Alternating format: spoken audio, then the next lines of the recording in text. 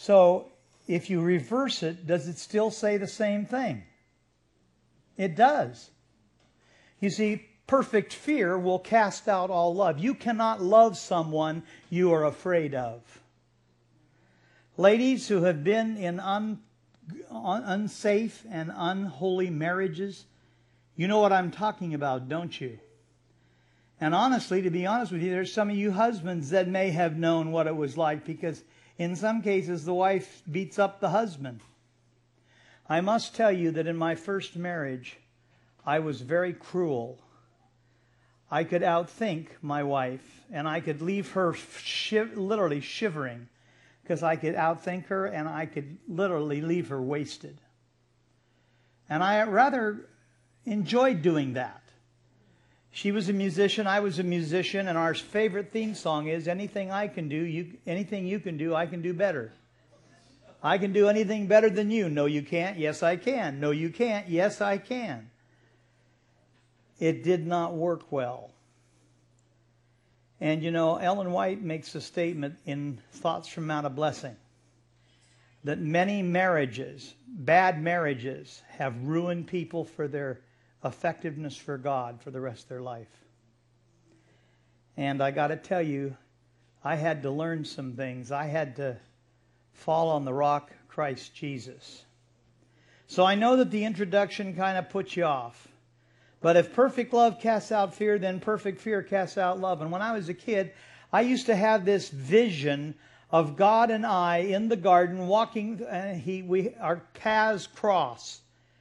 And He looks at me, and He looks at me askance, and He goes, "It's a good thing my son wanted you here, because if it had been up to me, you wouldn't have made it." Did you know that James White did not want to call the investigative judgment the investigative judgment? He did not want to call it that because he felt it gave the wrong idea and view of God. 1 John 4:18 is what the text actually reads. There is no fear in love, but perfect love casteth out fear, because fear hath torment. He that feareth is not made perfect in love. Now I want to quote a text that John showed me many, many times. And it was found, a statement in the Spirit of Prophecy. It's, the question has been asked me, do you think that the Lord has any more light for us as a people? I answer that He has light that is new to us, and yet it is precious old light that is to shine forth from the word of truth. We have only the glimmerings of the rays of the light that is yet to come to us. We are not making the most of the light which we have already given us, and thus we fail to receive the increased light. We do not walk in the light actually shed upon us. We call ourselves commandment-keeping people, but we do not comprehend the exceeding breadth of and far-reaching principles of the law of God. We do not understand its sacred character. Many who claim to be teachers of the truth have no real conception of what they are doing in teaching the law of God, because they do not have a living knowledge of the Lord Jesus Christ. I can give it to you later. It's from the Spirit of Prophecy, I believe, but I don't have it listed here. Wait a second, let me look. Make sure. Yeah, first selected message is 402. Probably 401 and then going into 402. Isaiah 28, 9 and 10. Whom shall we teach knowledge, and of whom shall we make to understand doctrine? Them that are weaned from the milk and drawn from the breast. For precept must be upon precept, precept upon precept, line upon line, here a little, there a little. Now there's a problem if you follow this closely in some respects. Matthew 27:5 says, Judas departed and went and hanged himself. Luke 3:11 says, go thou and do likewise. John 13:27, and then Jesus said unto him, that thou doest, doest quickly. Now, if you line those texts up apart from each other, you get a command to commit suicide. Is that what that text is saying? Of course not. And yet sometimes we do the same thing with Scripture, with line upon line, precept upon precept. God has given us a mind, and that mind is designed to look at and evaluate truth. Do you believe that? You see, if he wanted mindless automatons, all he had to do was create people that, like, do you remember Chatty Cathy? Anybody here remember Chatty Cathy? You pulled a string that goes, I love you. I love you. See, that little Chatty Cathy, it can't love you. It's an inanimate object. But it can tell you it loves you. The problem is, it really doesn't, because it can't. In the next few minutes, I'm going to present some views of God. It's not that they are good or bad, any of them in themselves. But it is important to realize that God will meet you where you are.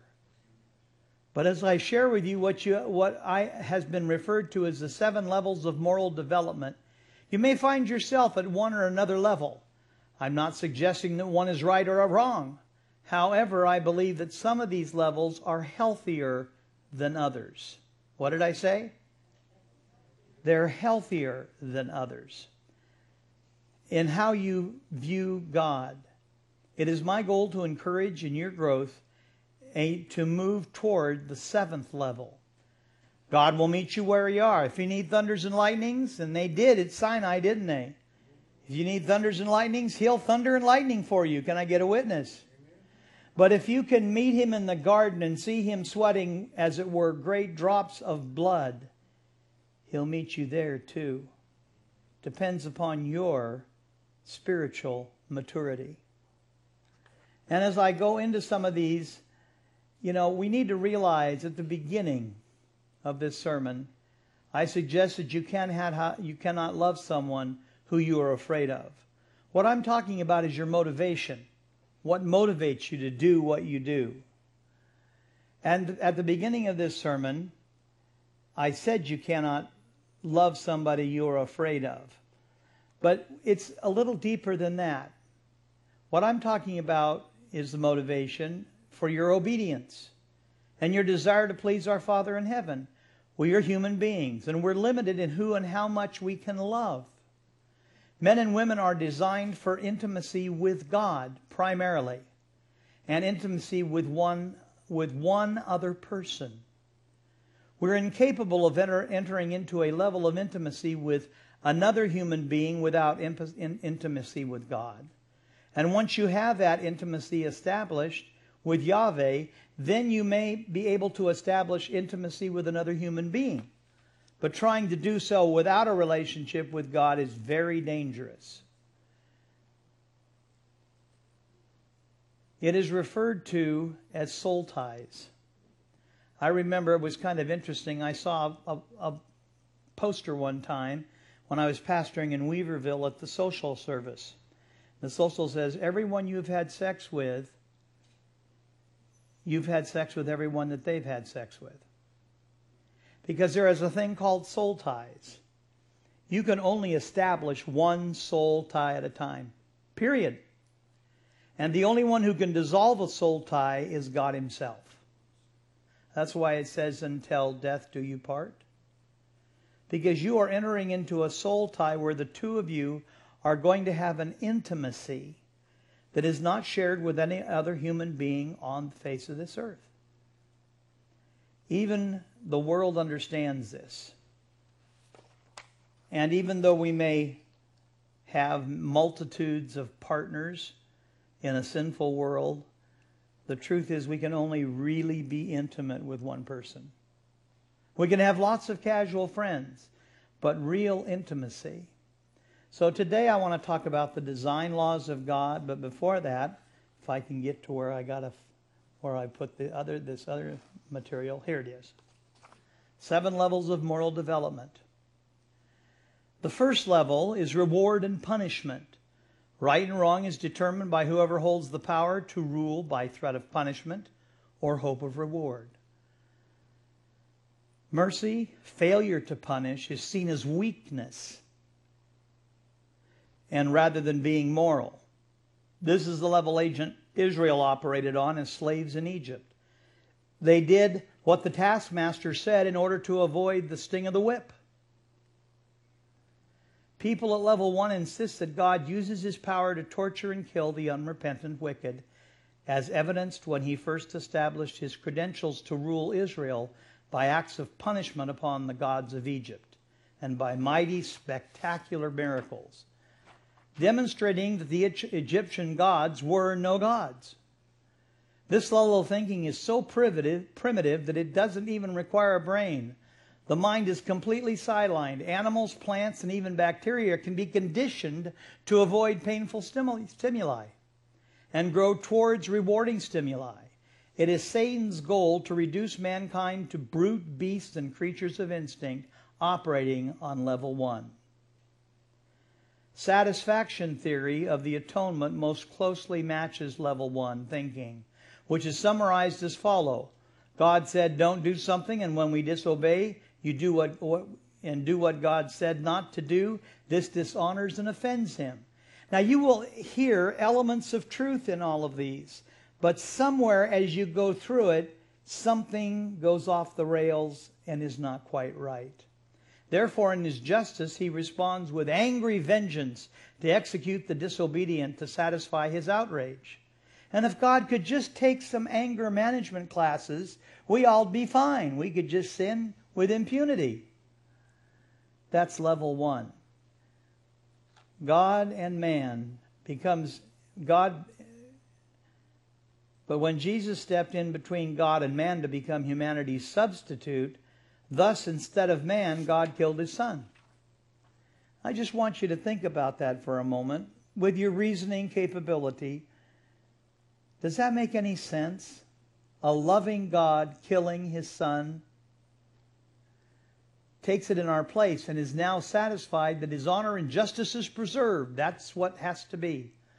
Level 2 is a marketplace exchange. Right and wrong are determined by an equitable agreement between two parties, also known as a quid pro quo. I'll do something for you and you do something for me. At this level, vengeance is a moral duty. People who do evil must be paid back with equal amount of punishment. To not return pain and suffering is considered immoral. This was ancient Israel saying at Sinai when the law was first read, all that thou hast said, we will do. The ransom theory of atonement most closely matches level 2, thinking which is summarized as follows. Because earth and humanity are now the legal property of Satan and under his control, the devil claimed legal rights to this earth and the lives and descendants of Adam and Eve. First of all, this earth has never and never will belong to the devil. Do you understand that? He cheated Adam and Eve out of it. He's a liar and a thief. This does not belong to him. This belongs to the one who created it. Can I get a witness? Amen. And therefore God struck a bargain with the devil. In exchange, the life of Christ for the lives of the rest of humanity. Can you imagine? Christ came down as an extension, to take, what we couldn't take. Lives of the descendants of Adam and Eve. Therefore, God struck a bargain with the devil to exchange the life of Christ for the lives of the rest of humanity. Do you see the subtle lie that's there? It's very subtle. But you may find yourself with some of these attributes in your belief structure. And I'm not saying that they're necessarily totally wrong. What I'm saying is there's a maturity level that you should be moving towards so that you leave some of these more childish, more kid-type ideas about God into a relationship of equality with the Son of God, because he came down to be equal with us. Did you know that? This is ancient Israel. They wanted kings. It's called the social conformity, right and wrong, is determined by community consensus. For example, when a child says, but everybody else is doing it, right is deemed right by the approval of peers. This was ancient Israel when they wanted kings. All the other nations have kings. We want a king too. So it must be right. Thus, Israel demanded to have kings. There are always unforeseen consequences when we do some of these things. And Israel did not realize what they were asking for. The governmental theory of the atonement most closely matches level 3. Now, I may step on some toes, I don't mean to, but think about it. Level 3 thinking, which is summarized as follows: in order for everyone to be convinced that God is fair and right in dealing with sin and sinners by inflicting torturous punishment, somebody has to pay the price. That somebody is Jesus, because He's the only one who could pay that price and get mankind off the hook. Now again, that suggests that God the Father kills His Son. We need to understand the one who killed Jesus Christ on Calvary. You know who that was, don't you? It was Satan. Satan threw everything at Him, pulled all the stops out, so to speak. Every type of pain that could be endured, Jesus endured on the cross, with the idea that if He could take His humanity to the ultimate brink, that it would fail. It was not Satan's desire that Christ should die on that cross. He wanted His worship. He wanted Him to come down off the cross. And when the priests and the Pharisees cried out, He saved others, Himself He cannot save, they were stating a truth. If He saved Himself, then all of humanity would be lost. And so much, He considered our redemption so much that He let the devil do whatever the devil wanted to do to Him. He said, no one takes my life from me. I what? I lay it down. And because He laid it down, He could take it up again. This was ancient Israel at the time of Christ. We have a law, they proclaimed, as they sought to stone Jesus for healing on the Sabbath. It's interesting. They wanted to stone the creator of the Sabbath and then get home before Sabbath. We have a law. This is much of our modern world with its codified laws, courts, prosecutors, judges, juries, and imposed rules. Authority at this level rests at the coercive pressure of the state and the being punishment. And the state to bring punishment upon those who deviate from the established laws. At this level, police agencies and law enforcers are required to monitor the population, searching for breaches in the law and in order to impose standardized penalties. Penal substitution. Theory of the atonement most closely matches level 4 thinking, which is summarized as follows: Jesus died to pay the legal penalty the law demanded and the heavenly judge imposed. The law must be kept. Man broke the law, thus justice demands and requires the imposition of the proper punishment. Someone had to be executed to pay the legal penalty. Jesus became our substitute and was executed in our place by God the Father as the righteous judge. There you have that same thing again. God punishing us by killing His Son. In fact, I even see it in some of our artwork. You see the big 10 Commandments with a bright light on the top of it. And there's this poor little guy down there with his head bowed.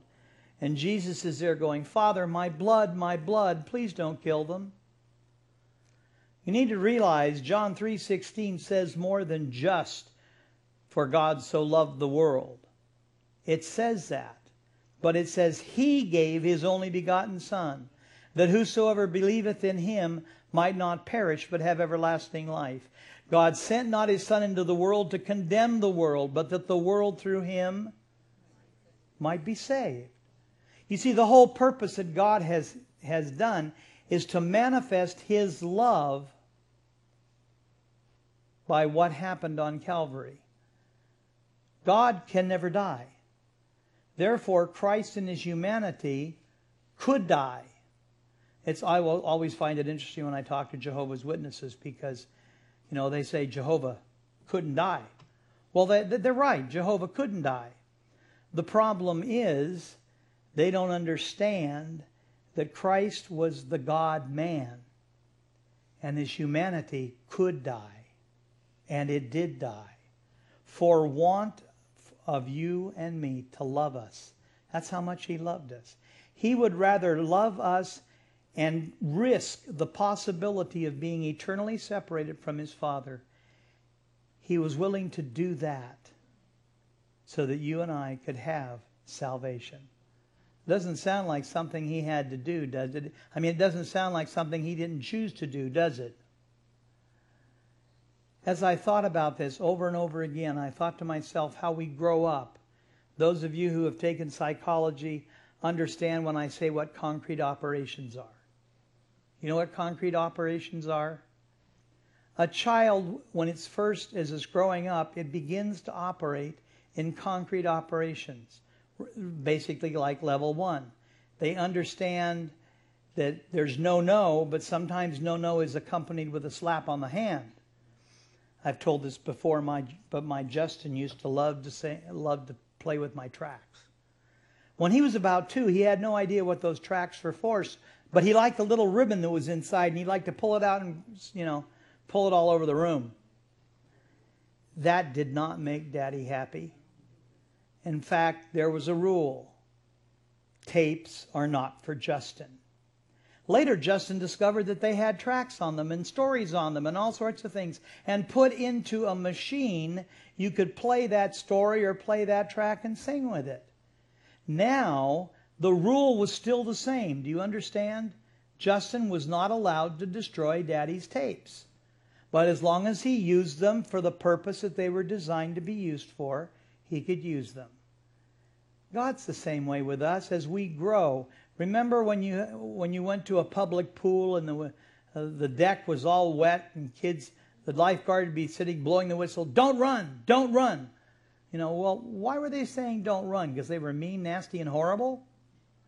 Because every so often a little kid would go right down on its bum and consequences of not doing what they were told. Not because the lifeguard didn't want them to have fun, but because there was inherent with what they were doing a danger that they could fall and hurt themselves. See, this is called natural law. All of God's law are natural law. Have you ever wondered why the church never took it to the council to negate the law of gravity?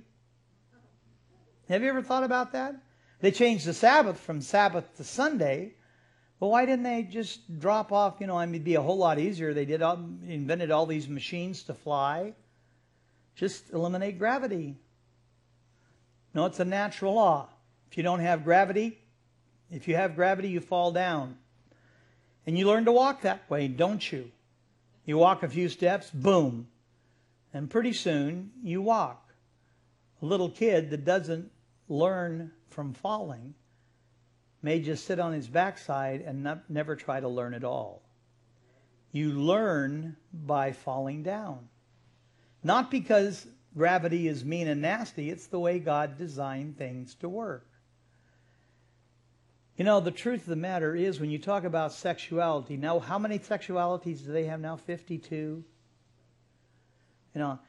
It gets more and more bizarre, doesn't it?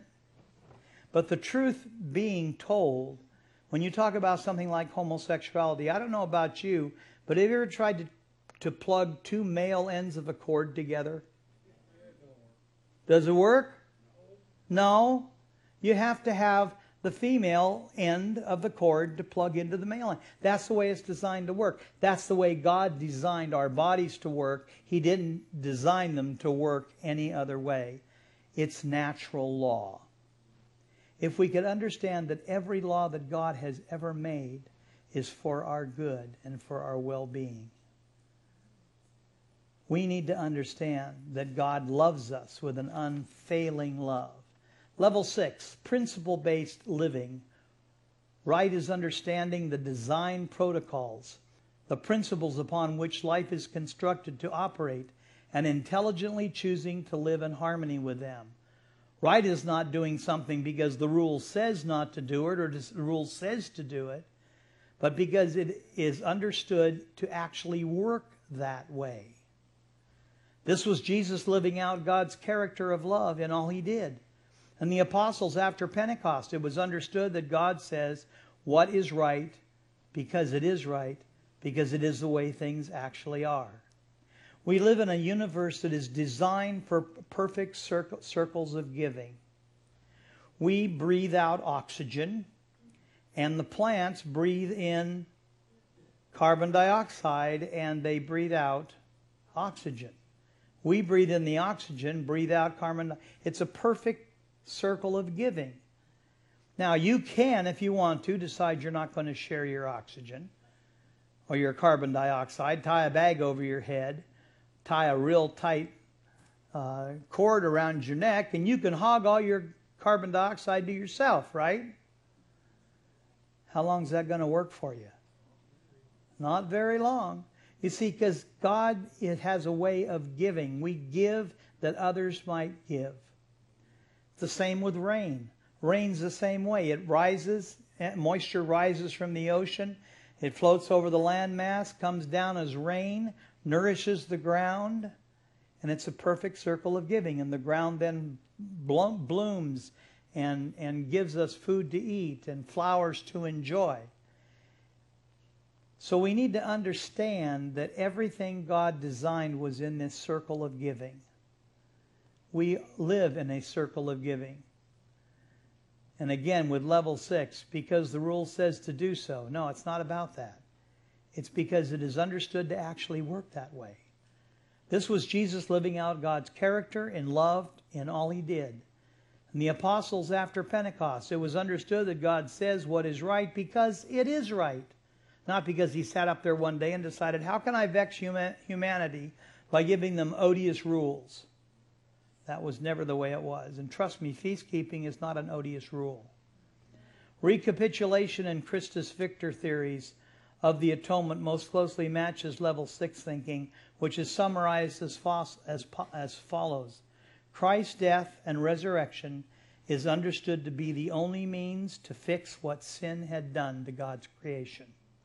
When mankind sinned, the condition of humankind was changed, placing it out of harmony with God and his design for life. Humankind was now held in bondage by their own condition of sinfulness. We refer to it as a carnal nature. Christ came to break these three powers, fix what sin has done to his creation. Thus he who knew no sin became sin for us, so that we might become, finish it with me, the righteousness of God. I didn't hear you saying that with me.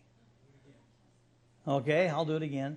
Thus he who knew no sin became sin for us, so that we might become the righteousness of God.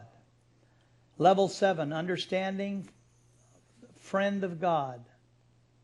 Those in this level not only love God and others, level 5, not only understand God's design protocols for life, level 6, but also understand God's purposes and intelligently choose to cooperate in fulfilling their role in his purpose.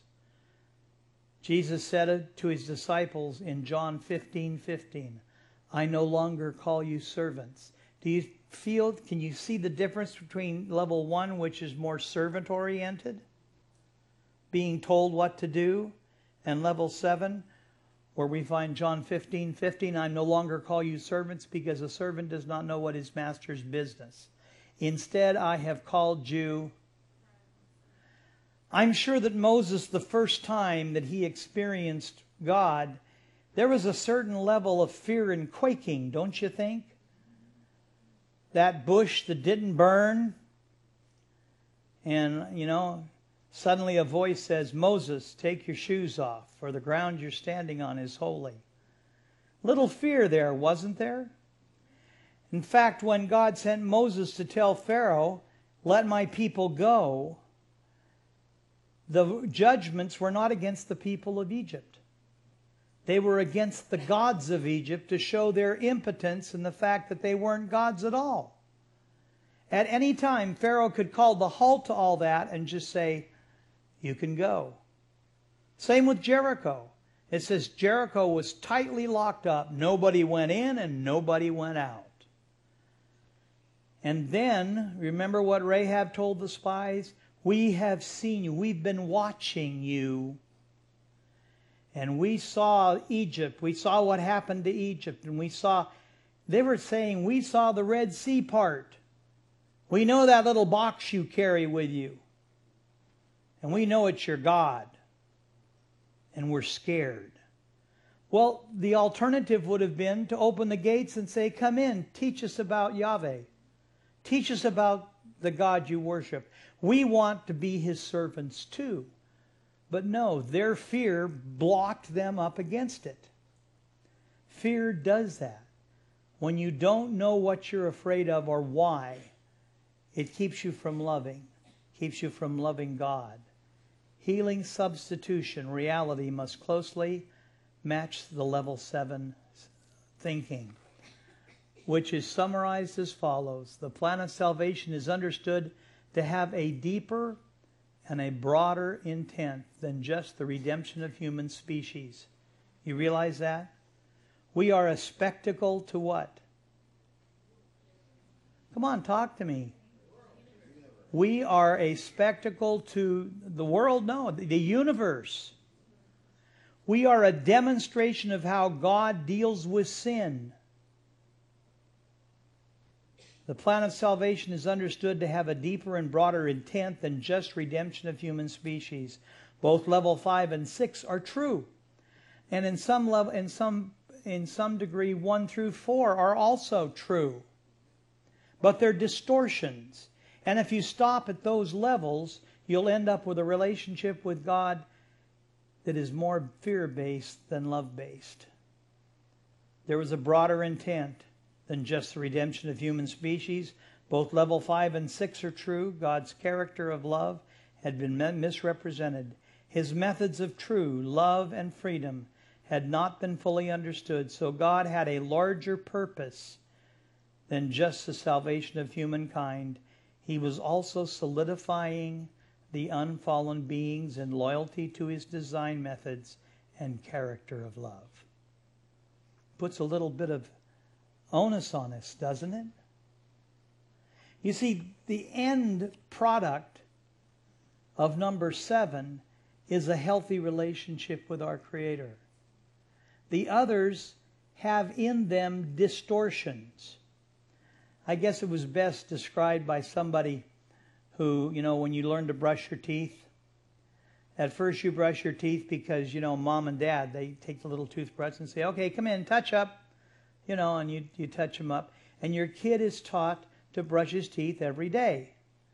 Well, when he first starts brushing his teeth, the brushing is because mom says do it. Later, as they get a little older, they brush their teeth because they don't want to have bad breath. And they also don't want to have cavities because they've been to that dentist and they've had that thing go zzz. They don't want that. And so they learn that to avoid the result of having to go to a dentist and have pain, they brush their teeth.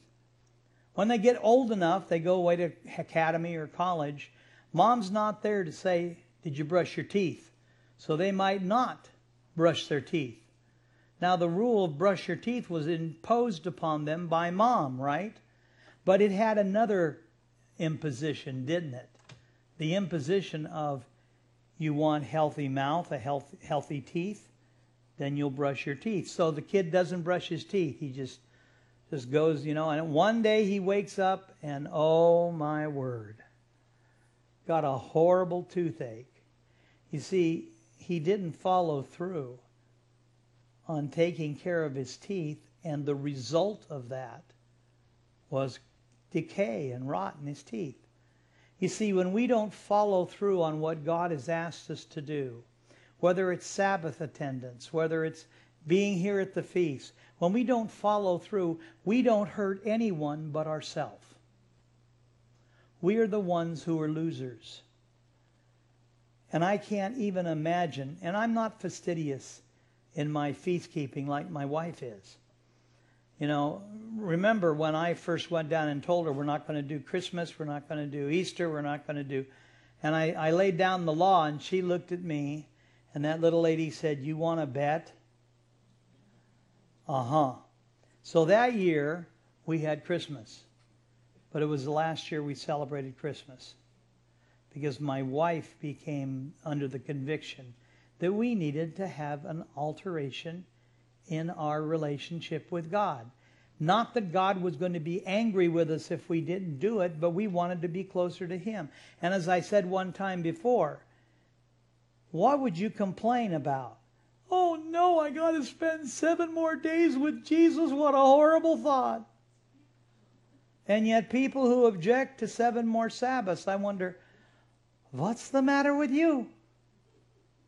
This is wonderful. This is terrific. I get to take time off. Well, it's hard enough for me to get Sabbath off from work. For you to add 7 more, that just isn't fair. What level do you think that person is working at? Level 4. You know, exchange, quid pro quo, it's 3. We don't obey God in order to earn His affection. We obey God because it's just the best way to live. Amen. We have a better life because God is the way God is.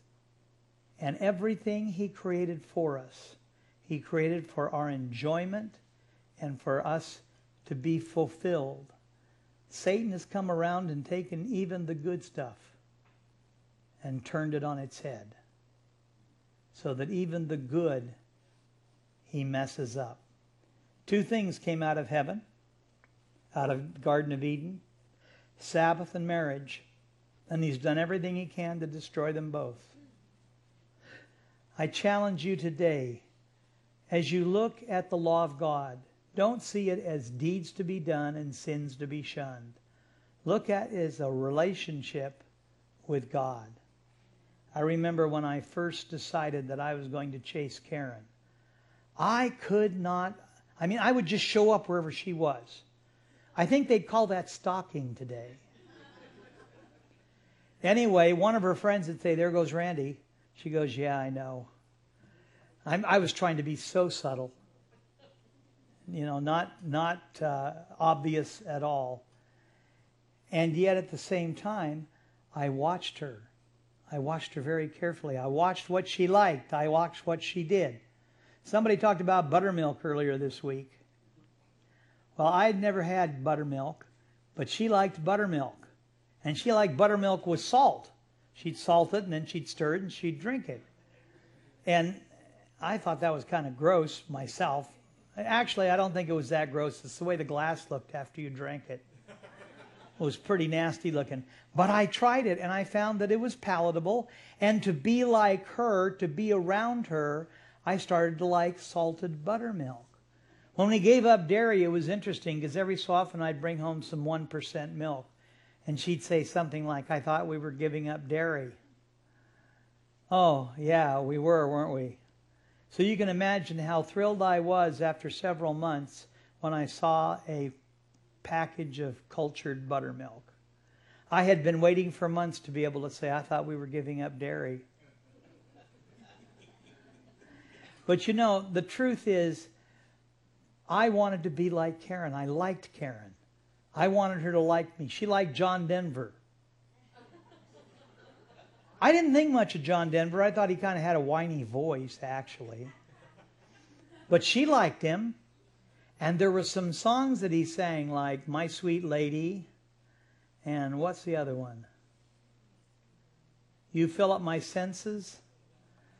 You know, I like those two because they really did explain how I felt about Karen. So what I'm saying is I brought myself into conformity with the one I loved because I loved her. Not because she said, "You have to like buttermilk. You have to like John Denver, and if you don't, you haven't got a prayer with me." No, the changes that came in my life was because I fell in love with her and wanted to be with her and be like her. If we can just understand that that is how God feels about us. He looks at you and He wants you so much to be His bride. He wants to be intimate with you. In fact, the intimacy He desires with each one of us is as unique as if there was not another person on the earth to share it with. You see, we have limited ability to form intimate relationships, but God does not.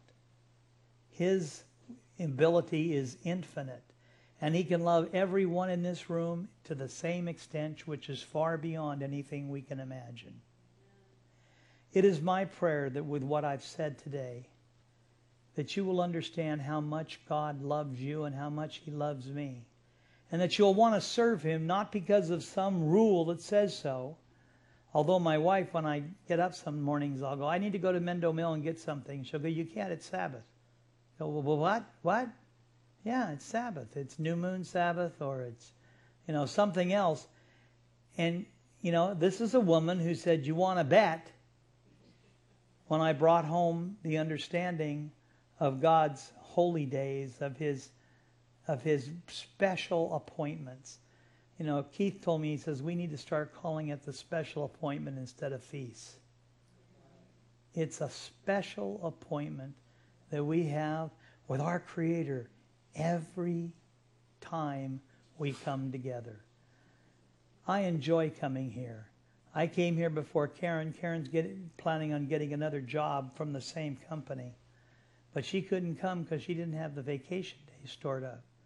Me, I'm on vacation all the time. Not too jet swift happy about that. But the truth is, I had the opportunity to come down early, and I came down with John Hall, and he gave me the ride down, and I appreciated that. But I'm going to say it again like I said it the other day. If you leave this place the way you were when you came here, then something's wrong. This is holy ground. You should find something here of your relationship with God that is different than when you came here. It should be growing, ever expanding. But the world will know whether something happened here by what happens when you get home. That will be the litmus test of whether anything happened here for you at all. It's my prayer that it did happen. Let's pray. Oh, Father God, you're worthy of love and honor. As you told Philip, I've been so long with you and you did not know it was me. If you've seen me, you've seen the Father. Lord, you mean the Father's as kind and loving as you are? Yes. Just exactly as kind and loving as you are. Oh, Lord, we want to love you more. We want you to come in, rebuild our lives, bring the remedy to our problem. And we pray this in the precious name of Yeshua HaMashiach. And all God's people said. Oh, 2 minutes and 4 seconds. Huh? You left time? I left time. Well, good, then. That's wonderful. But I'd like to add just a little bit. John taught us. You got 1 minute and 49 seconds. I don't know if I can get it done. John taught us that the feasts were rehearsals, right? Yes. Well, can we take that a little step further? Christ taught a rehearsal with people. Isn't this a rehearsal of like a reunion? What is it going to be like in heaven? You people have become family to me. I might not know everybody by name here. But wow, when I go home, it's going to be sad. I've met some new people, Ray and Phyllis back here from Tennessee. And the Bee Gees. I got to meet them in Plains, Montana. They're great people. I love them. There's wonderful people. But it's amazing. It's a rehearsal. How are we going to act when we get to heaven? We're going to be with the people, right? We're going to be with people. And Christ is our example. He is our example. Okay, I'm done. I got 45 minutes, Randy.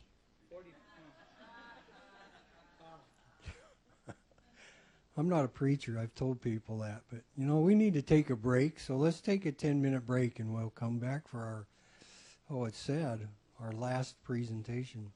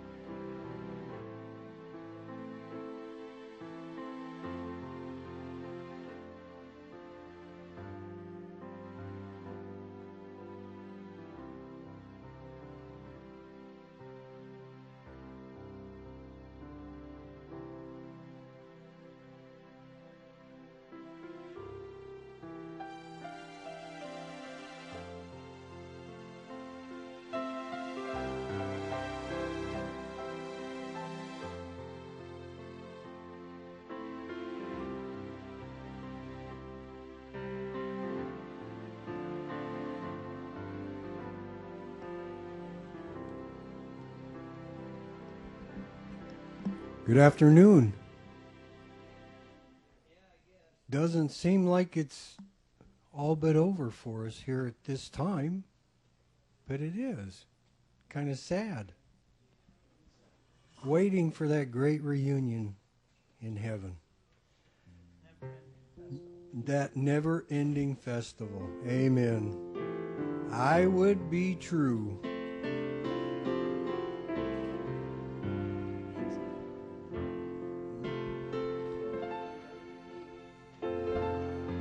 Would be true, for there are those who trust me. I would be pure, for there are those who care. I would be strong, for there is much to suffer. I would be brave, for there is much to dare.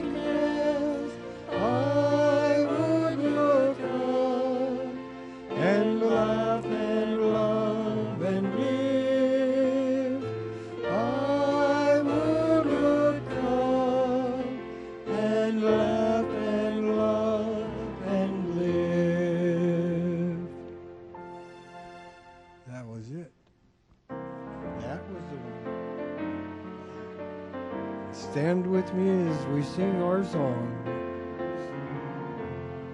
I am His to command when He needs me. I'll cling to His hand where He leads me. Whatever befall, I will live in mine all. I'll answer His call when He needs me.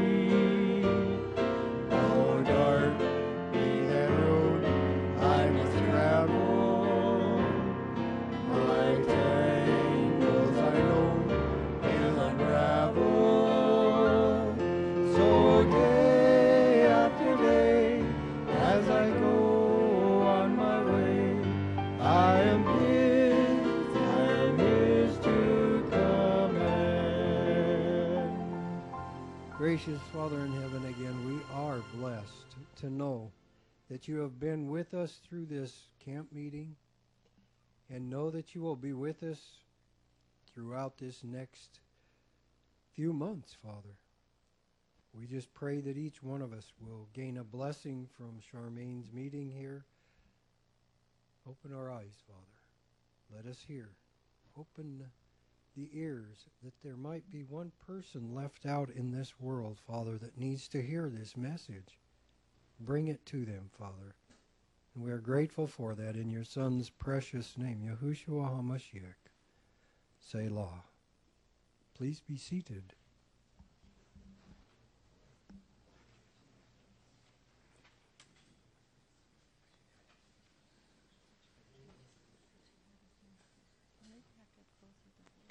Absolutely. Watch stand halfway on this go-kart. I'm on the right side. No, you're on the left side.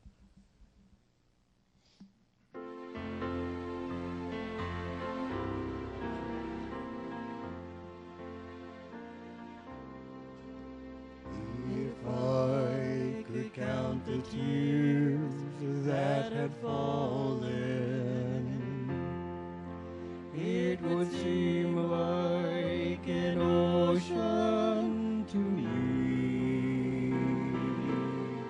And if mine heart were a window you could look through, oh, the pain and scars you could see. Yet tears will never stain the streets of that city. No wreaths of death on my mansion door. Teardrops aren't welcome beyond the gates of glory, 'cause the heart will never break anymore. I've never met one man without sorrow, never looked into eyes with no pain. But there's a land where grief is a stranger, and joy is the only song they sing. And tears will never stain the streets of that city. No wreaths of death on my mansion door. Teardrops aren't welcome beyond the gates of glory, 'cause the heart will never break anymore. I've questioned the loss of a loved one. The grave seems so final and cold, but we'll meet again where death has no victory, in a land where we'll never grow old. And tears will never stain the streets of that city. No wreaths of death on my mansion door. Teardrops aren't welcome beyond the gates of glory, 'cause the heart will never break anymore. Teardrops aren't welcome beyond the gates of glory, 'cause the heart will never break anymore.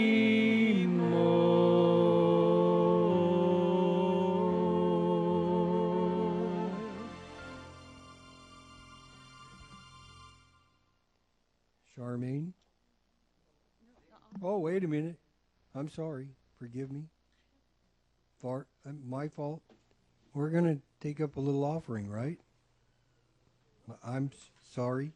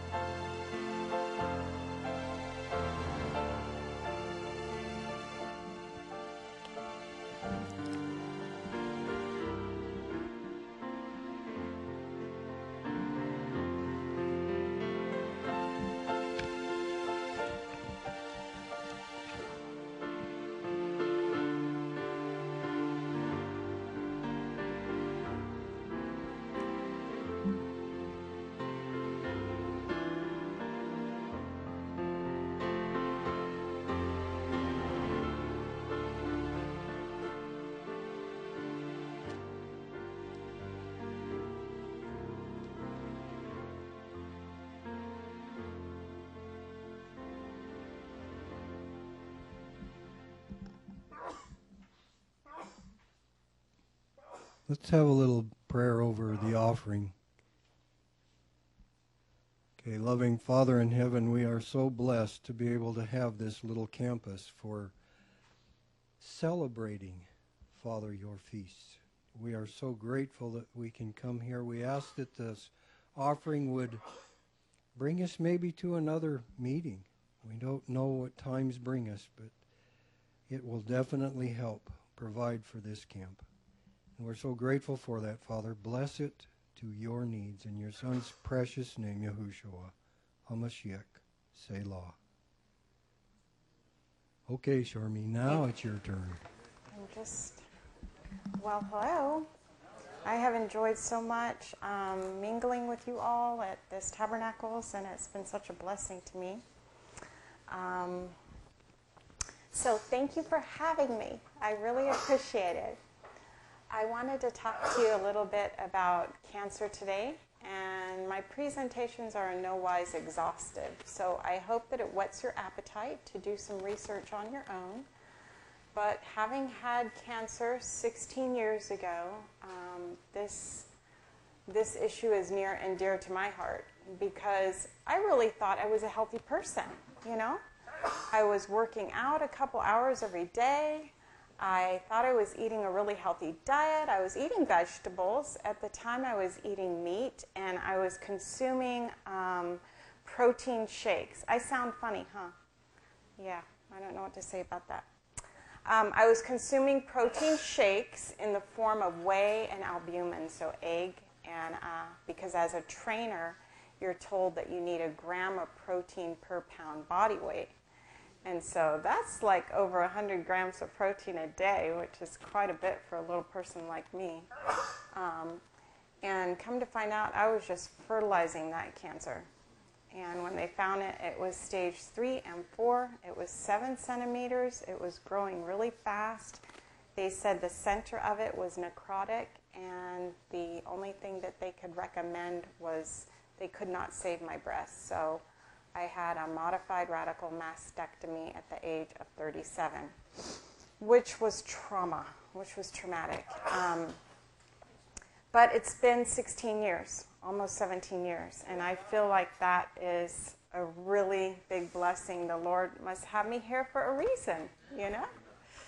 He has a job for me yet to do. He's not through working on my spirit yet, so I'm very thankful to be here.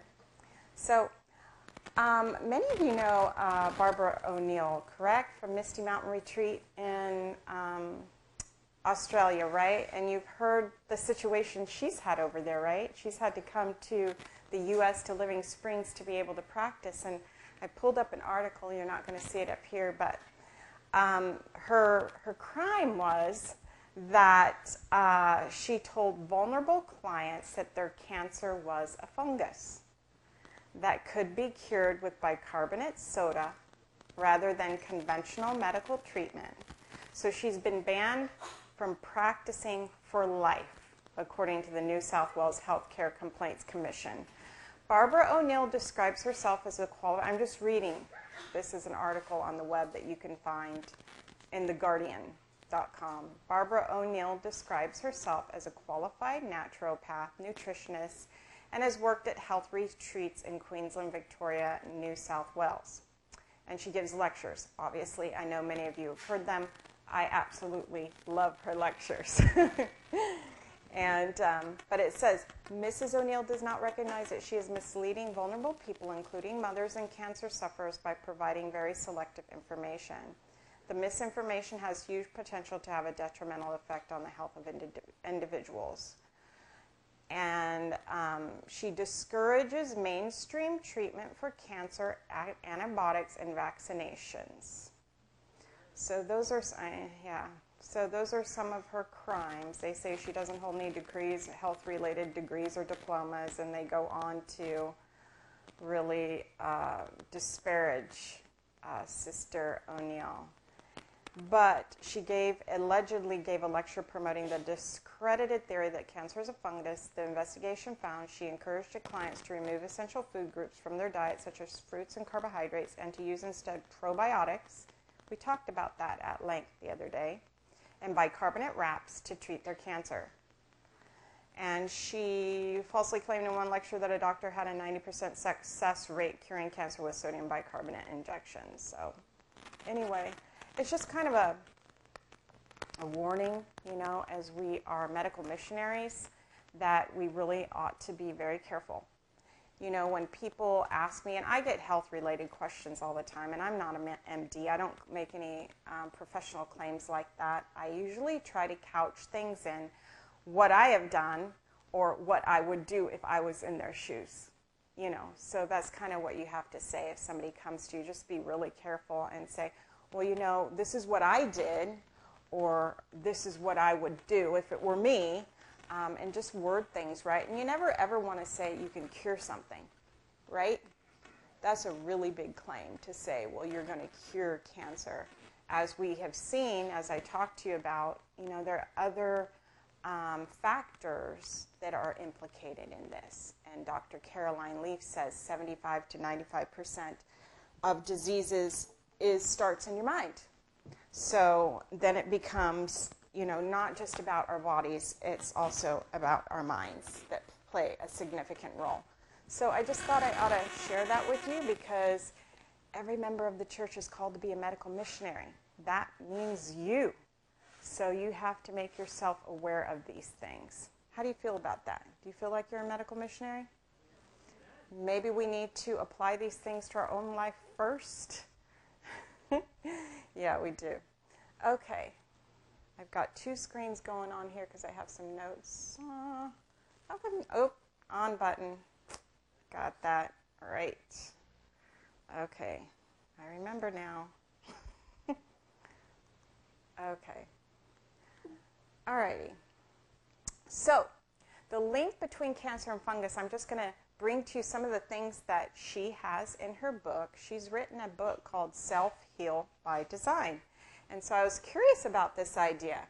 In 2007, Dr. Tullio Simoncini published a book called Cancer is a Fungus, a revolution in the therapy of tumors. You know how this came up here, because I wasn't really going to do this lecture, but somebody said, do you eat mushrooms? You know, mushrooms are a fungus. And I absolutely love mushrooms. I mean, they're so delectable. How many of you just love mushrooms? Like sauteed with onions or garlic or something on that. It's just like, how many hate them? How could, what? Yeah, I love them raw. I especially love them sauteed, though. It's just, I don't know what it's about. I love the texture. I love the flavor. I love the smell. So the answer to that is, actually, I don't eat them anymore. After reading her book and another book by Dr. Robert Young, I just came to the conclusion, and I'll go through it, that they're probably not the healthiest thing. After all, they do feed on dead things, you know. So, Yeah. A revolution in therapy of tumors. Dr. Simoncini is a medical doctor and surgeon based in Rome who specializes in oncology, diabetology, and metabolic disorders. He is also a doctor of philosophy. After quoting much research to prove his theory, Simoncini states in his book, Candida is truly the cancer, and it must be fought from this standpoint in all its pathogenic variants. I think one of the things that was really interesting to me as I read Dr. Robert Young's book is that he brings up the point that cells can morph into fungal cells. They can actually take on new shapes and become something else, like fungus. So if you put a dead body somewhere in a vacuum, you know, that body is going to break down by virtue of the things, the chemical changes that happen within that body. And so this is a point that he makes, that because of sin, things do retreat into these fungal states that were designed to take care of dead matter. So the human body contains more microorganisms than cells. Does that mean we are more plant than animal? The largest concentration of the body's microorganisms is found in the gastrointestinal tract. We talked about that already. Here they play a similar role as they do in the soil. They are breaking down some of the nutrients in our food into absorbable forms, specifically the B vitamins. So yesterday we talked quite a bit about that, about the role of microorganisms. Just as chlorophyll, the plant's blood system, in the roots of the plants absorb the nutrients in the soil that have been broken down by these microscopic life forms, so too does the blood supply in our villi absorb the nutrients that have been broken down in our gastrointestinal tract by microscopic life forms. So we talked about acidophilus and bifidus are the two permanent bacteria that live in the gastrointestinal tract. There are many other bacteria, but they are transitory. Bacteria and yeast and fungus are essentially everywhere. These single-celled forms of life live on your skin, our hair, and our mouth, and our intestines, and on the food we eat. Not only do they play a role in aiding the absorption of certain nutrients, they also protect us from harmful microbes. Because remember, they're competing for space with those pathogenic bacteria, so they're going to choke them out. Understanding the role of yeast and fungus in nature reveals how these microbes affect humans. Saprophytes feed off dead organisms. This includes any area of the human body that sustains damage from poisoning or trauma, creating an environment conducive to fungal growth. Parasites feed off living organisms as well. So, what is the pathway of this fungus? Well, fungi are able to live in the human body feeding off its tissues. So it is seen that some fungus feeds off dead organisms, operating as nature's garbage disposals, while other parasitic fungus feed off live organisms. These pathogenic fungi cause plant, animal, and human diseases. Some of the simpler and more well-known are athlete's foot, swimmer's ear, ringworm, dandruff, finger and toenail infections. How about rosacea and yeast infections?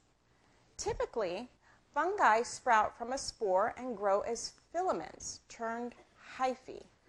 These hyphae extend at their tips and enable the fungus to grow continuously into fresh zones of nutrients, and also to penetrate hard surfaces such as plant cell walls, insect cuticles, human skin, and nails. And maybe some of you are familiar with that you have a fungus on your toenails and how difficult it is to have that stuff go away. This is why fungi are so important as plant pathogens and as decomposer organism. Yeast transforms itself and grows hyphae very well at our body temperatures. You know, I like to cook, you all know that. And I was working side by side a lady that runs a restaurant, and I had an onion. I was getting ready to chop off the moldy part, and she just picked the whole thing up and threw it in the trash. And she says, I just won't use it. And that's because you can't see those filaments, those hyphae that go down inside the the plant material. You can't see them, but you know if you've got all of that on top that it's not really safe to eat, that it's lingering below the surface. Yesterday we talked some about this too, that antibiotics kill healthy bacteria. So antibiotics also kill healthy bacteria living in the human gut, such as Bifidus bacterium and Lactobacillus acidophilus. Once the healthy bacteria is destroyed, the way is cleared for yeast living also in the gut, Candida albicans, to multiply at an alarming rate. So we know that it's there, and it's there for a reason, but it's not harmful unless it's growing in abundance and out of control. To indicate how quickly yeast can multiply, we have to look no further than a yeast of bread. It doubles in half an hour. So that's how fast these things can grow in our warm little bodies, right? If given the right microbiome to grow in. pathogenic yeast and fungus. When yeast and fungus are introduced into the body in this way and allowed to multiply, they feed on cell damage and sugar. There it is, folks, sugar that are fed to it by the host, the human, and they multiply quickly. The waste they give off is highly toxic to the body. They're giving off waste because they're competing with the other things around it, the other competitors of the bacteria and things that are competing for space in the body. So this is what it looks like. This is what it looks like on your body, on your nails. And people that get false nails can have mold grow under those false nails. Real problem with that. And in your digestive system, on your feet, and in your mouth. So this is just a system, an immune system that is failing to fight off these things. This is dysbiosis. Remember we talked about that, right? That imbalance of bacteria and natural flora in the body.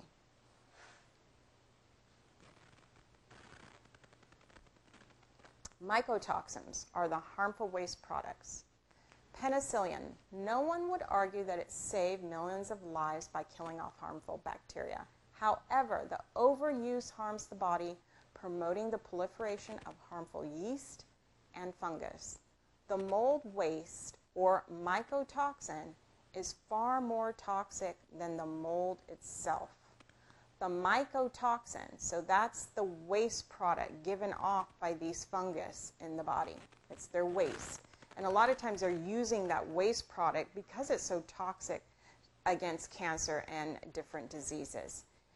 The mycotoxin is designed to kill off anything that would compete with its food source. This is a survival mechanism to ensure survival of the mold by protecting the source of food from any competition.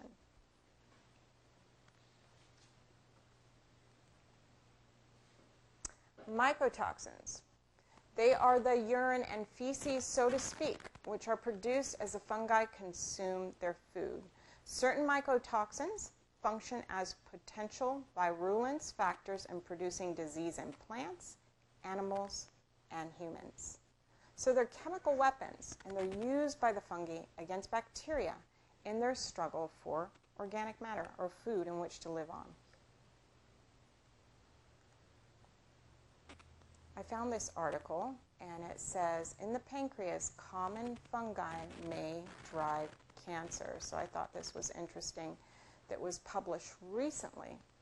A new study published Wednesday in the Journal of Nature found that fungi can make their way deep into the pancreas, which sits behind your stomach and secretes digestive enzymes into your small intestine.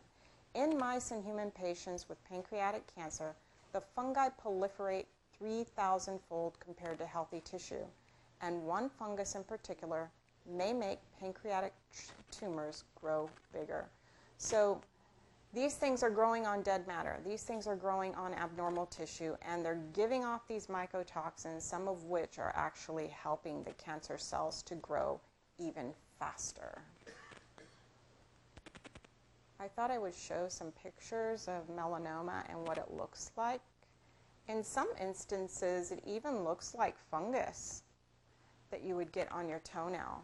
But you can see the abnormal moles up there and what it looks like. And, you know, it's like it has roots down and creeps through the body and the system and spreads.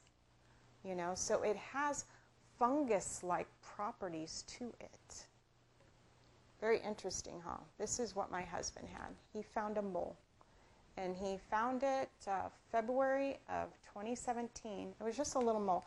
Actually, we had seen it. I had seen it.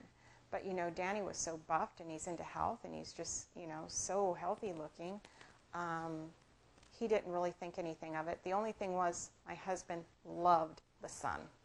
He was a sun worshiper. He would bake in the sun, and he'd get red as can be.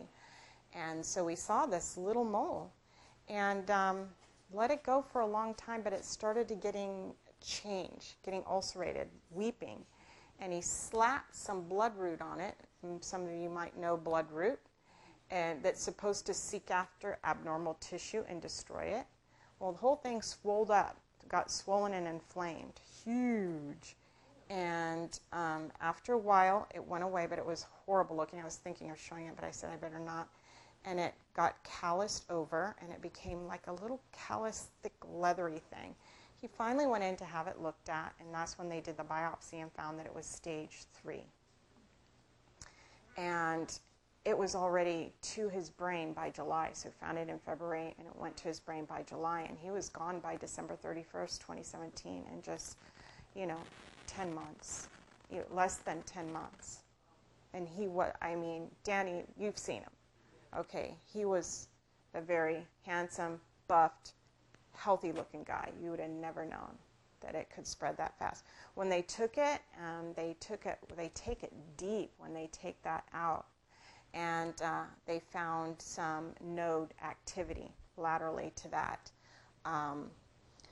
But, this stuff is serious. We have to take it serious, okay, and use precaution when we go out in the sun and protect ourselves and our skin. But I think because these things are so ubiquitous in nature, we come in contact with cancer and things that we really need to focus on boosting our own immune system to fight it. And I've been talking about that while I've been here, telling you how we can do that with healthy gut, with a healthy mind, with detoxification. So I found it very interesting that you can find this in the Word of God about mold. Let's read this together. If you have your Bible, Leviticus chapter 14 and verse 45. I have this in the New Living Translation just to have the language a little easier because they actually use the word mildew, and I wanted you to see that. When you arrive in Canaan, the land I am giving you as your own possession, I may contaminate some of the houses in your land with mildew. The owner of such a house must then go to the priest and say, it appears that my house has some kind of mildew. Before the priest goes in to inspect the house, he must have the house emptied so nothing inside will be pronounced ceremonially unclean. Then the priest will go in and examine the mildew on the walls. If he finds greenish or reddish streaks, and the contamination appears to go deeper than the wall's surface, the priest will step outside the door and put the house in quarantine for 7 days. Isn't that interesting? It's like, wow, God took this stuff serious too back then. It was very unhelpful. And these mildews release spores into the air in which you breathe in. Okay. On the 7th day, the priest must return for another inspection. If he finds that the mildew on the walls of the house has spread, the priest must order that the stones from those areas be removed. The contaminated material will then be taken outside the town to an area designated as ceremonially unclean. Next, the inside walls of the entire house must be scraped thoroughly and the scrapings dumped in the unclean place outside the town. Other stones will be brought in to replace the ones that were removed, and the walls will be replastered. But if the mildew reappears after all the stones have been replaced and the house has been scraped and replastered, the priest must return and inspect the house again. If he finds that the mildew has spread, the walls are clearly contaminated with a serious mildew. I'm thinking black mold here. Yeah. Don't you think that's what he's talking about? And the house is defiled. It must be torn down, and all its stones, timbers, plasters must be carried out of the town to the place as designated as ceremonially unclean, and all who sleep and eat in the house must wash their clothing. Wow, that's amazing, huh? God takes it serious. I know up where I'm living, it can be pretty damp, and there's quite a bit of mold up there, black mold that people deal with. So serious, huh?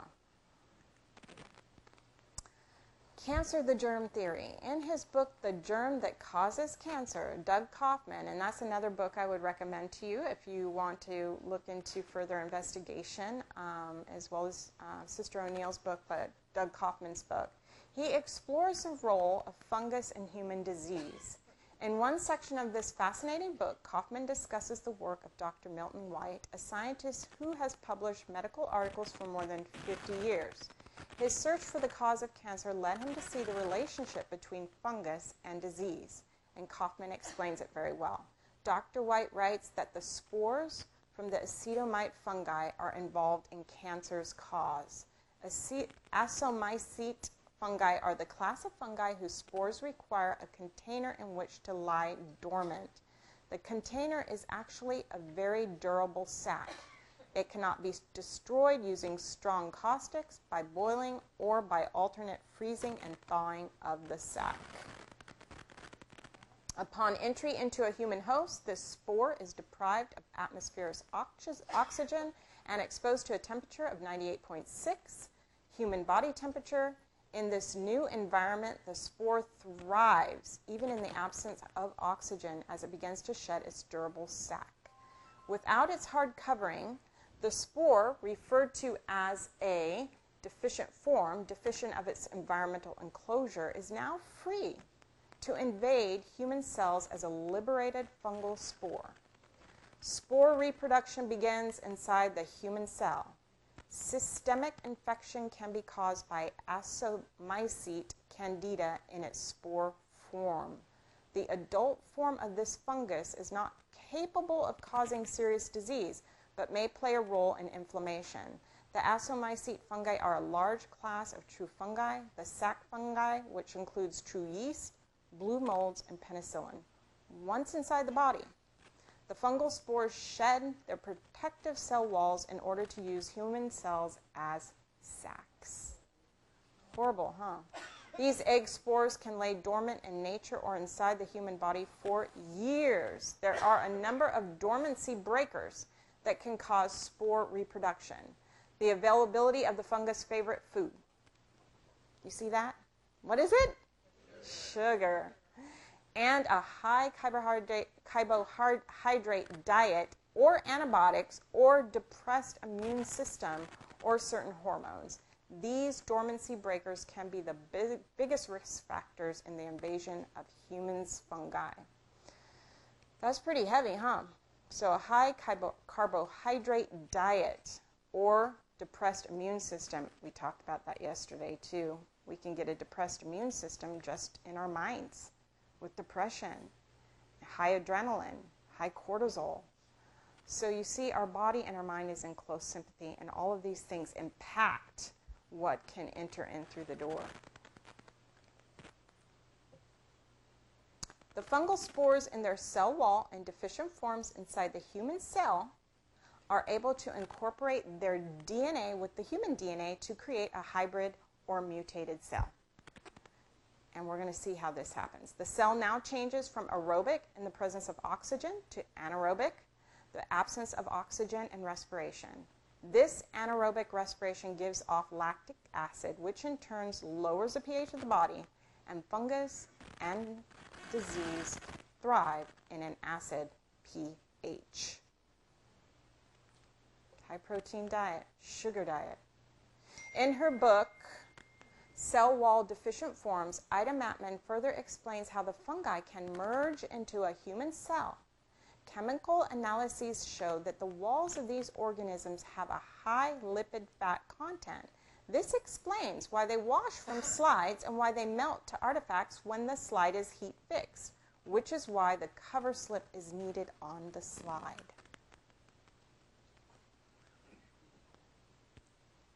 These organisms are tiny and they slip into erythrocytes, red blood cells, thanks to pinocytosis, the ability of certain substances to be able to merge into the cell. Within the red blood cell, they are protected from phagocytosis, destruction by our immune cells, our white blood cells, and have transportation to all areas of the body. As the fungal cell is now merged with the human cell, it escapes destruction by the white blood cell because the white blood cell now sees it as a human cell. I think there was a diabolical plan by our enemy, don't you? Some sort of amalgamation and manipulation of things down here. Sorry about that. Okay.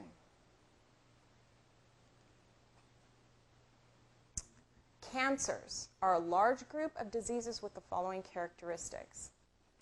Number 1, they have an abnormal cell structure. The nuclei of cancer cells are different from that of normal cells. They have uncontrolled growth.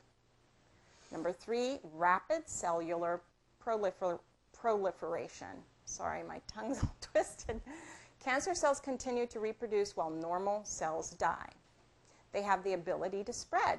Cancer cells secrete enzymes that allow them to invade the blood and lymphatic system. They have the ability to invade other tissues. Cancer cells secrete enzymes that allow them to invade the blood and lymphatic system. Heightened sensitivity to internal growth factors. Cancer cells divide and grow more rapidly than normal cells. Ability to divide without anchorage. Cancer cells can divide in suspension or while traveling. Accelerated use of nutrients. Cancer cells use the body's own nutrients more rapidly than do normal cells.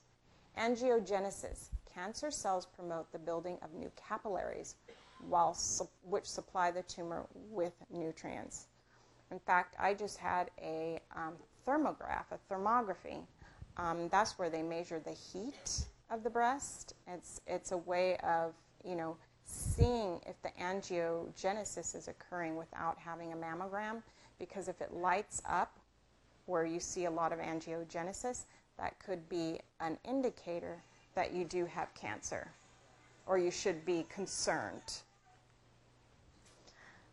So, oops, let me go back to that. Now, I got this picture, the China study. You've heard of that book, right? It's been around a while, 2005. Dr. T. Colin Campbell, a nutritional biochemist from Cornell University. It's a fascinating book, but I got this out of his book. So I'm going to do my best to explain this here. So what he did, which I thought was interesting, and he doesn't even make a cancer fungal link necessarily, but when I was reading through Sister O'Neill's book, and I remembered this in his book, which I thought was interesting, he actually induces liver cancer with aflatoxin, which is a mold. So he actually did it. He induced cancer with mold. So what they did was they took some mice and they gave them aflatoxin that entered their liver cells. The aflatoxin is metabolized by an enzyme, and then it created this dangerous product, this metabolite, which attacked the DNA of the cell. Most damaged DNA is repaired, but sometimes a cell multiplies before damaged DNA is repaired and permanently damaged cancerous cells arise. Now, what could help block this? A rainbow of color. An actual rainbow of color in food can help block this. And that's why I advocate that eat more rainbows with the kids. Because if you can get kids eating their colors and building up those phytonutrients, those phytochemicals, they can actually put in place barriers to their cells against this taking place, against these metabolites from forming even, so that they don't attack the DNA. So it's really important for us, even as adults, to eat more of our colors, eat more food as grown. The healing is in the leaves of the plants. It's in the blood of the plants. So Dr. Campbell talks about the 3 stages of cancer, and he makes a similarity between the process of planting a lawn. He says, first there's a stage called initiation. It's like seeds in the soil. Then there's a stage called promotion, where grass starts to grow. And then there's progression, where grass grows out of control, invades the driveway, the shrubbery, and the sidewalk. So that's how he kind of makes a similarity. Now, in his experimentation, he used dietary protein and these aflatoxin-induced liver cancer rats, and this is what he found. So you'll notice here there's 2 groups.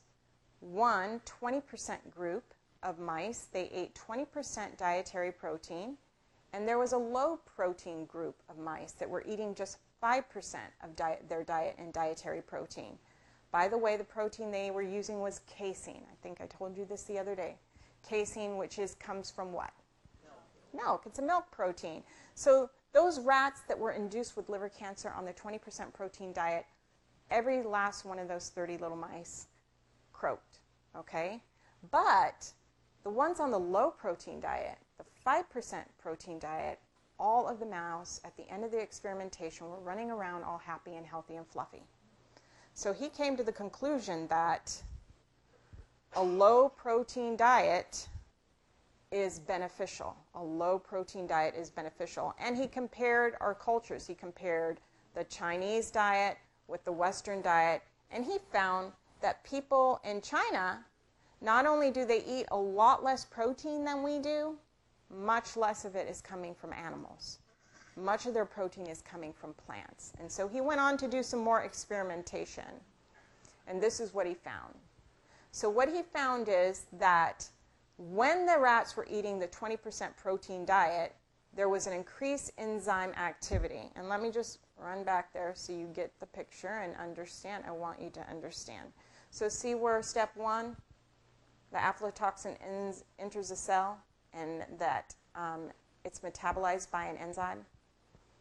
So when you're eating a high protein diet, there's increase 1 and 2 happening in the cell.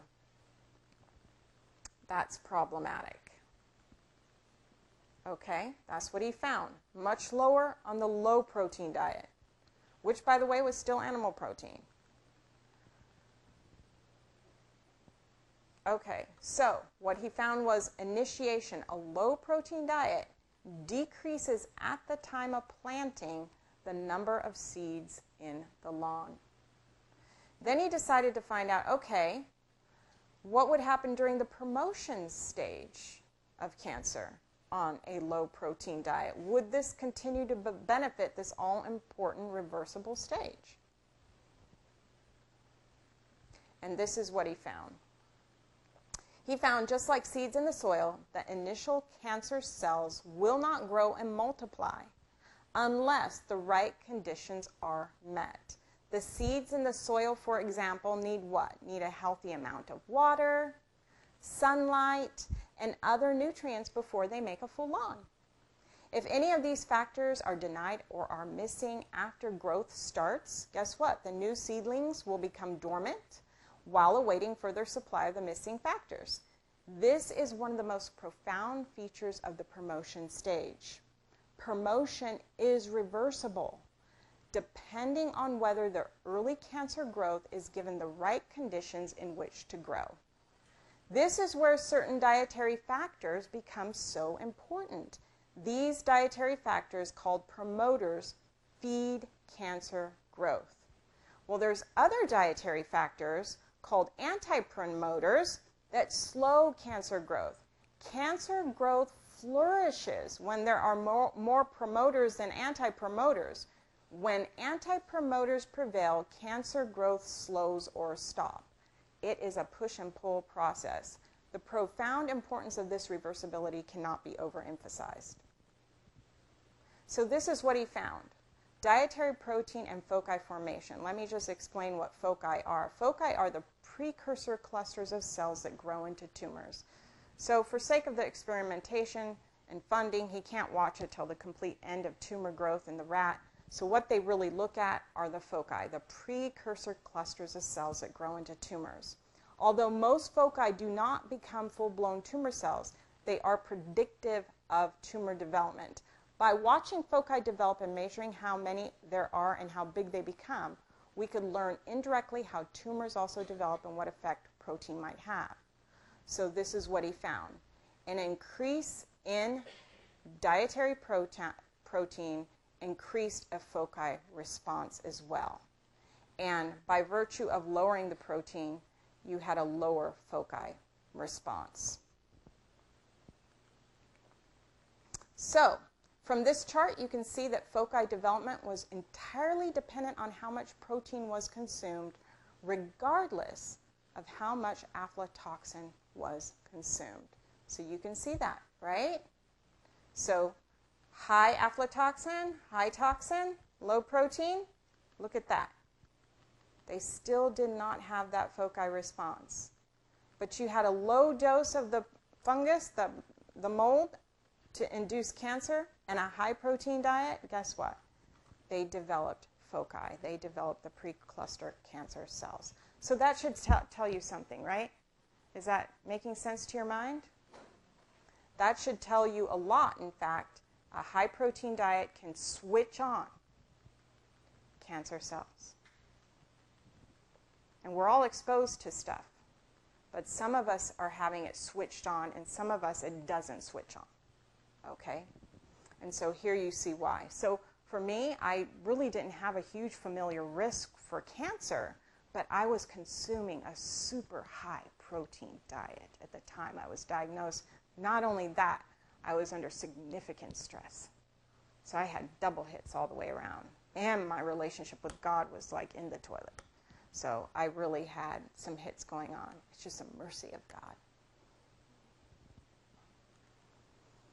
So then they said, okay, let's try some other protein. Okay, is it just casein? Let's try a plant protein. So they tried gluten. They tried a high plant protein diet. Guess what? What do you see there? Did the high protein plant diet turn the foci on? No, they did not. It had much of the same response as a low protein casein diet. So this should tell you something, folks. That big bowl of beans and that lots of fiber and protein in your plants is not going to have the same response in your body to turn on cancer as would animal protein. In fact, the conclusion that Dr.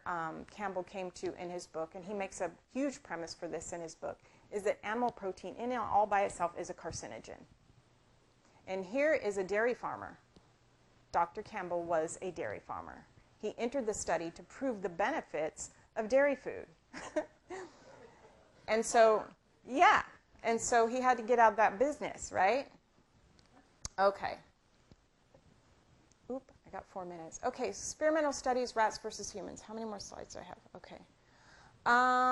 This is, okay, let's just look. So rats and humans, why are we talking about rats? Is because they have the same identical need for protein. Protein operates in humans virtually the same way it does in rats. The level of protein intake causing tumor growth is the same level that humans consume. And the initiation stage in both humans and rats is far less important than the promotion stage. So this is because we are likely dosed with a certain amount of carcinogens in our everyday lives, but whether they lead to full tumors depends on their promotion or lack thereof. So there's some similarities that we can take home from that. Intense early cancer formation in the 22% casein mice, much less cancer formation in the 14% casein mice, and no cancer in the 6% casein mice. Okay? Let's talk about our sister Ellen. How did she know? Oops. I'm looking at the wrong screen. Sorry about that. Okay, you can see that. I just went over that. So how did Sister White know? People are continually eating flesh that is filled with tuberculosis and cancerous germs.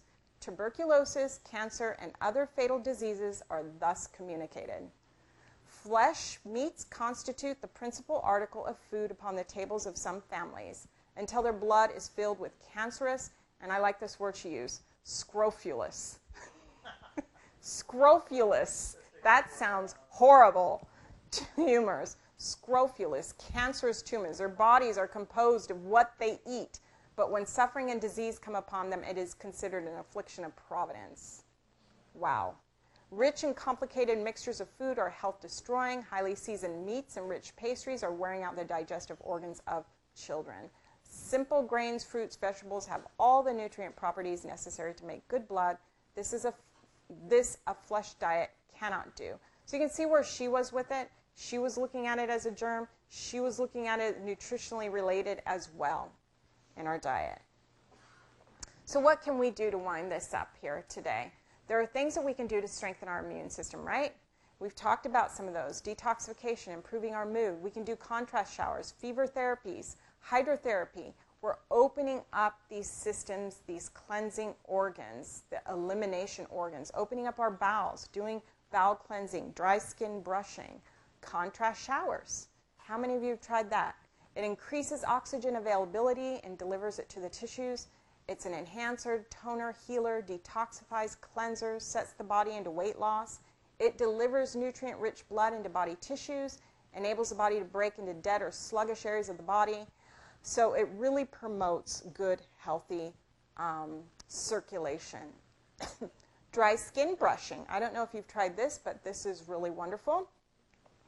And it helps to remove the load, the toxic load from the liver and kidneys. It also helps stimulate the skin. And this is how you do it. And so you just want to move up or down. It's toward the heart. Okay, so you're moving that the blood towards the heart. All right? So what is fever therapy? An intense form of water therapy that heats up the body temperature to at least 102 and up to 104, keeping the body at those temperatures for at least 10 to 20 minutes, ensures all the immune system cells being born out into the body along with their chemistry. Extremely healing to autoimmune situation. You can use infrared saunas, hot tubs, even a hot car, getting in a hot car, steam saunas, and then you can follow that with a cold wet sheet drawing pack.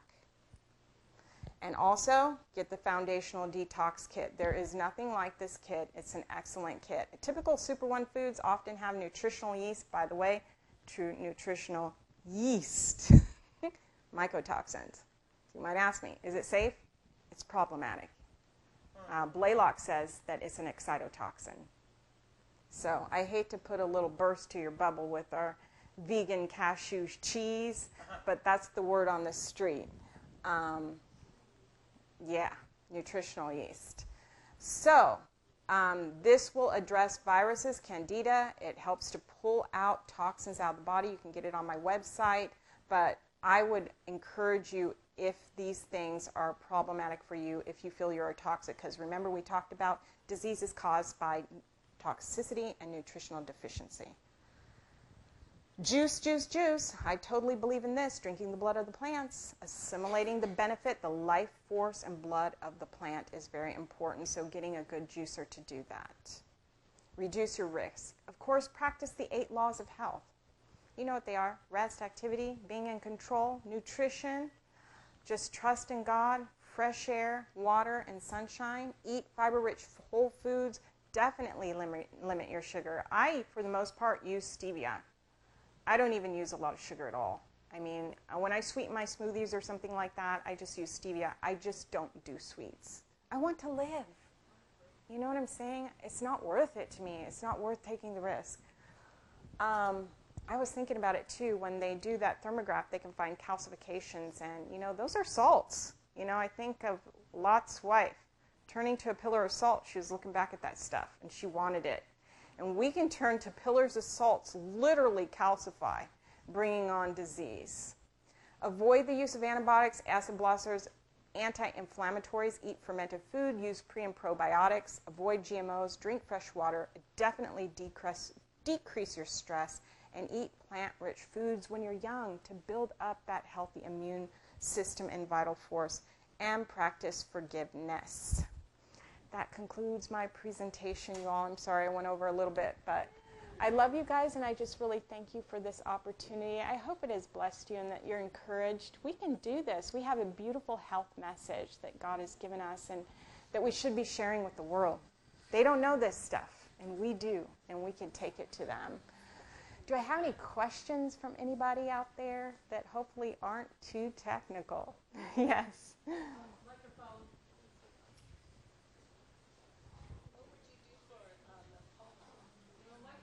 Yeah, I'm not an MD, so I'm not going to give any diagnostic information here, but I always advise everybody, baseline, if it's nutritional toxicity and deficiency, when you're dealing with any disease, it's good to do a detoxification and to build your immune system. I believe in that as a first line of defense for just about anything. But if there's any question at all that there might be some sort of contraindication, work with your health professional. And there are some great people out there that are open to natural remedies, and work with somebody like that. Yes, dear. How do you know, I've been wondering, like what's the difference between fermentation, good fermentation, and bad fermentation? Wow, good fermentation. You know what I do is I use some of the probiotic when I make my sauerkraut or whatever so that it gets the right bacteria in there when you ferment it. You can do that. Use a little bit of scoop of that or open up a capsule and drop it in. Let's say you're making the sauerkraut, you're going to ferment it, drop some of it in and mix it in well and leave it, and then you know that you're culturing the right bacteria. Okay. And I've even done that with my yogurt too, like if you're making a plant-based yogurt. Charmaine, I have a little dog that has a cancerous tumor. Oh, I don't know anything about dogs. Where are you? I can't see you. Right here. Oh, hi, Darla. Hi. I have a little dog that has a cancerous tumor in her nair, and I'm giving her ACAC tea 3 times a day and a sprinkle of apricot pits in her food. Do you have any other suggestions? I don't, sis. I really don't. I'm so sorry. Okay. I wouldn't even know what to tell you for a dog. But it sounds like you're on the good track with SEAC-T. I'm just thinking when we think of the word fermentation, we may think of wine and spirits. That's not the same thing by any stretch of the imagination. So that you realize that fermentation here is a natural kimchi. I mean, it's not spirits and alcohol. Right, exactly. And so the sauerkraut and sometimes the fermented foods that we buy commercially are often, packaged in prepared in quite a bit of vinegar. And that's not fermented either. We're talking about naturally fermenting. You're talking about preparing it in such a way that it's going to sit and to be able to grow those natural bacteria that are beneficial. Yes, sir? Charmaine, what was that type of shower? I didn't understand what that meant by that shower. The contrast shower? Yeah. Yeah.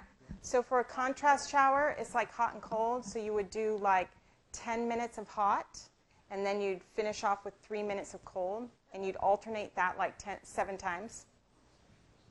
Yeah. But do that back and forth. You think you can handle that? Okay. And then do your skin brushing after that. Okay. All right. Well, thank you guys so much. God bless you. And I hope you just have a beautiful rest of your year. And I look forward to the soon coming of Yeshua so we don't have to worry about this anymore.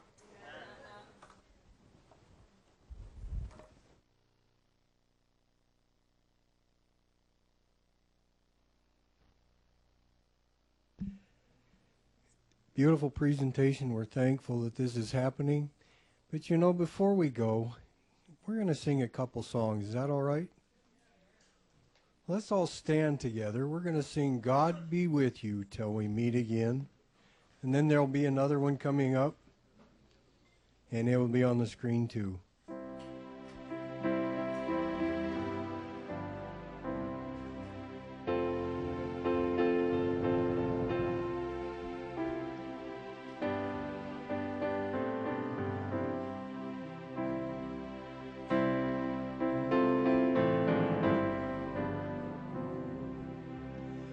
God be with you till we meet again. By His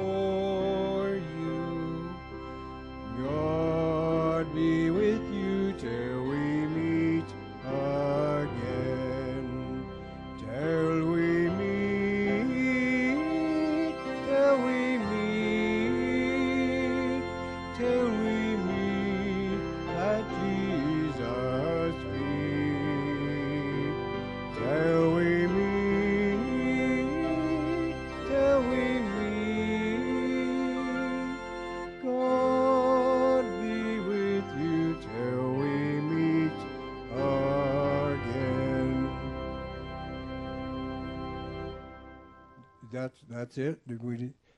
That's it. Well, then let's bow our heads in prayer.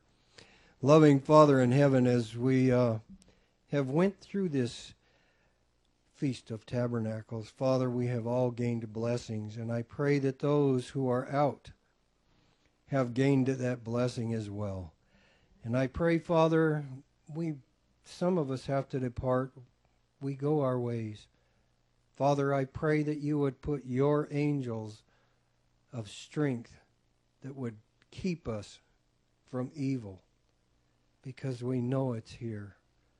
And we need your angels to keep us safe. Bring us home to our places of our residences, Father, wherever we might be. And we're so grateful for that, Father. In your Son's precious name, Yahushua HaMashiach, Selah. Thank you, and have a good trip home.